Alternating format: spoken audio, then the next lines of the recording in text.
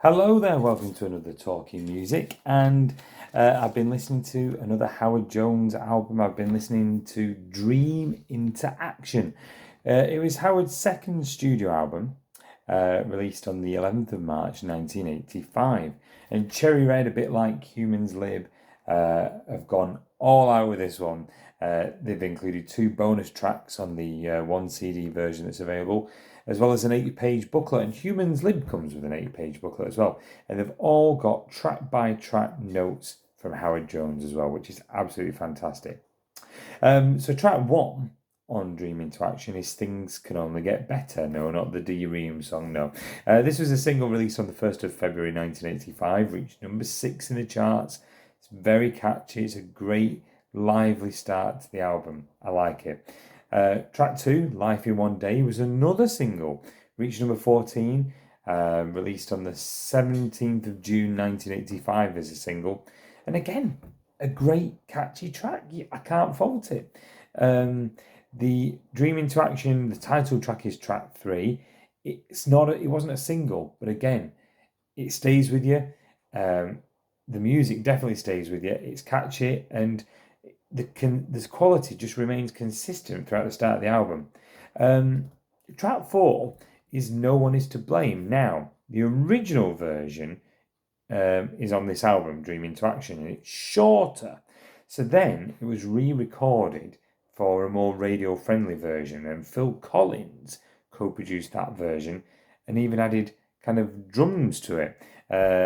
And it reached number 16 in the UK singles chart, so he obviously did something right. And I do like the original version, and I've played the later version as well. And they are different. You can definitely hear Phil Collins on the backing vocals in the re-recorded version. Great song either way, both versions. But let me know what you think. Which one you prefer, perhaps? Look Mama is the second single, reached number 10 on the 12th of April 1985.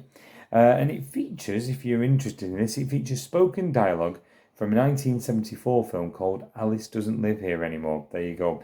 Useless quiz information. I can see why it was picked as a single, though. I think it's a good one. It's catchy, and listening to these, from listening to this album in particular, I thought, why do we always hear the same Howard Jones songs on the radio? What is love and Like to Get to Know You Well and things like that? Because there's so many other songs that they could play. Somebody must agree out there. Do let me know if you agree. Assault and Battery is track 6. That's a great album track. There's just so much going on in just under 5 minutes. It starts and ends with some soft piano. There's a bit of a choir bit in the middle, but it's really full on. But a great album track. Automaton, very 80s song, track 7, I'd say. I'd say it's one of the weaker songs on the album, but that's just because the previous 6 for me are so strong. Track 8, Is There a Difference? Brilliant song, and it easily could have been a single. I mean, they had several choices for which to release as a single, but this could have easily been one of those. Elegy, I think, is the weakest song on the album, track 9. It's an upbeat album, and maybe I just didn't like this one because it's a change of pace from the songs so far, but I'd say Elegy is my weakest. Speciality, track 10, it's all right. Track 11, Why Look for the Key? Again, easy to listen to. I'd say side 1 is stronger, but that's just my opinion. Hunger for the Flesh wouldn't be one of my picks off the album either. I'd say, there's certainly a period towards the end of the second side where, it seems to repeat the album. But Bounce Right Back, we hear track 13 is a bonus track, and it was the B-side of Like to Get to Know You Well. I think it sounds like Rock Me Amadeus. Anyone agree out there? That's what I thought it sounds like. So that was one of the bonus tracks that Cherry Red is included on this release. And the final track is another bonus track. It's Like to Get to Know You Well, which you'll all be familiar with. It reached number 4 in the charts on the 3rd of August 1984.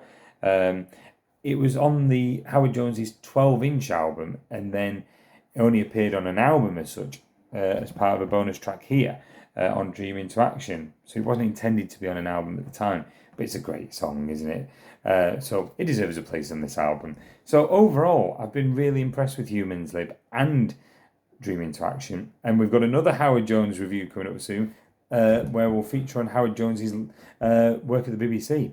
So don't forget to like and subscribe. It's a great release from Cherry Red once again, and as I say, available on plenty of formats.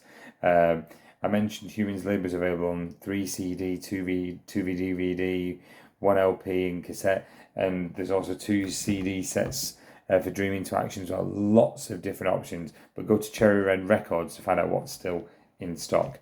Right, that's it from me for Talking Music. Bye for now.